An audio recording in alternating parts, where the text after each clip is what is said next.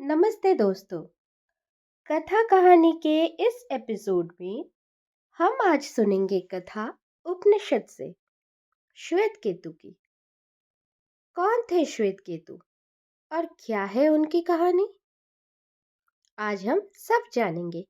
लेकिन उससे पहले एक जरूरी काम। जो भी दोस्त इस चैनल में पहली बार आए हैं तो कृपया इस चैनल को सब्सक्राइब कर लें, और जो दोस्त पहले से ही हमारे साथ जुड़े हैं, इस कहानी को सुनने के बाद इस वीडियो को लाइक करें और अपने दोस्तों के साथ शेयर करें, क्योंकि दोस्तों ये जो हमारी पौराणिक कथाएं हैं वो हर घर में पहुंचनी चाहिए। इन कहानियों को हम भूल बैठे हैं। ये कहानियाँ हमारे घर के बच्चों तक पहुँचे, बड़ों तक पहुँचे, तो यही हमारे धर्म की सबसे बड़ी और सच्ची सेवा होगी। तो अब ज़्यादा देर ना करते हुए जल्दी से हम कहानी की शुरुआत करते हैं। तो जैसा कि आपको मैंने बताया कि आज हम सुनेंगे श्वेत केतु की कहानी। एक समय की बात है, उद्दालक नाम के एक महान ऋषि थे। उनका 12 साल का एक बेटा था, श्वेत केतु। श्वेत केतु अपना ज्यादातर समय दोस्तों के साथ खेलने और मस्ती करने में बिताता था। उसके पिताजी को उसकी शिक्षा की बड़ी चिंता रहती थी, इसलिए उन्होंने श्वेत केतु को एक अच्छे और योग्य गुरु के पास शिक्षा लेने के लिए भेज दिया। कुछ समय पश्चात श्वेत केतु अपनी शिक्षा पूरी करके अपने घर वापस लौट आया। उसके पिताजी को ये महसूस हुआ कि श्वेत केतु को अपने ज्ञान का बहुत घमंड है। वह जानते थे कि इतना अहंकार उसके लिए ठीक नहीं। यह उसे जीवन के सच तक नहीं पहुंचने देगा। उसे समझाने के लिए एक दिन उन्होंने उसे अपने पास बुलाया और पूछा, बेटा, क्या तुम्हें वो ज्ञान मिल गया जिससे न सुनाई देने वाला भी सुनाई दे, न सोचे जाने वाला भी सोचा जाए, और जिसे नहीं जाना जा सकता उसे भी जाना जा सके? श्वेत केतु चकरा गया। इन सवालों का तो उसके पास कोई जवाब ही नहीं था।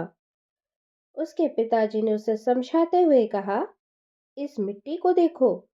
जब कुम्हार इससे घड़ा बनाता है तो इसका रूप और आकार दोनों ही बदल जाते हैं, पर असल में वो घड़ा होता तो मिट्टी का ही है। इसी तरह से इस संसार की सारी चीजें उसी एक भगवान के अलग अलग रूप, रंग और आकार हैं। सबके मूल में वही एक भगवान है। जिस तरह मिट्टी के बिना घड़ा नहीं हो सकता, उसी तरह भगवान के बिना ना तो ये संसार हो सकता है और ना ही इस संसार की कोई चीज। तुम भी भगवान का ही एक रूप हो, श्वेत केतु। तो श्वेत केतु उनकी बात कुछ कुछ समझा, लेकिन वो चाहता था कि पिताजी इस चीज को साबित करे कि हर चीज में भगवान है। पिताजी ने उसे बरगद के पेड़ का एक फल दिया और उसे काटने को कहा। श्वेत केतु ने ऐसा ही किया। पिताजी ने उससे पूछा, फल के अंदर क्या है? इसमें तो बीज है पिताजी, श्वेत केतु ने कहा। फिर पिताजी ने कहा, अच्छा, अब इस बीज को काट कर देखो कि इसके अंदर क्या है। इसमें तो कुछ भी नहीं है पिताजी, श्वेत केतु ने कहा। तब पिताजी बोले, जिसे तुम नहीं देख पा रहे हो वही शक्ति है, और वही शक्ति एक बड़ा सा बरगद का पेड़ बनेगा। हाँ, ऐसा? हाँ, सही बात है। अगर हम इस बीज को मिट्टी के अंदर दबा दे तो कुछ ही दिनों में एक पेड़ निकल जाएगा। लेकिन वो पेड़ इस बीज के अंदर तो नहीं दिखाई दे रहा है, श्वेत केतु ने सोचा। अपनी बात साबित करने के लिए पिताजी उसे एक और उदाहरण देने लगे। उन्होंने श्वेत केतु को पानी से भरे एक बर्तन में थोड़ा सा नमक डालकर मिलाने के लिए कहा। फिर पिताजी ने श्वेत केतु से पूछा, क्या तुम पानी में नमक देख सकते हो? नहीं पिताजी, श्वेत केतु ने कहा।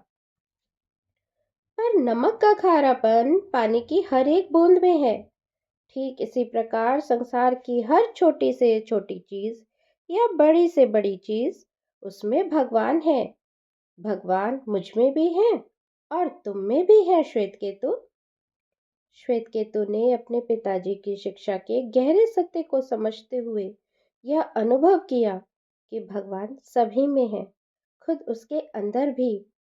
इसलिए किसी को छोटा समझना या किसी को बड़ा समझकर खुद को छोटा समझना, ये दोनों ही ठीक नहीं है। तो दोस्तों, ये कहानी हमें सिखाती है कि संसार में हर चीज में भगवान है। हम उन्हें देख तो नहीं सकते, पर हर चीज में उन्हें महसूस कर सकते हैं। तो दोस्तों, कैसी लगी ये कहानी? कमेंट में ज़रूर बताइएगा। और आपको कोई और कहानी सुननी हो तो उसका नाम भी लिख के बताइएगा। अच्छा, एक चीज़ और बताइएगा, क्या पहले से आपको श्वेत केतु की कहानी पता थी? कथा कहानी के इस एपिसोड को अब यहीं पे समाप्त करते हैं। अगले एपिसोड में अगले शुक्रवार को एक नई कहानी लेके फिर से हाजिर हो जाऊंगी। लेकिन सबसे पहले इस चैनल को सब्सक्राइब करना ना भूलें। वीडियो को लाइक और शेयर अवश्य करें। हरिओम तत्सत।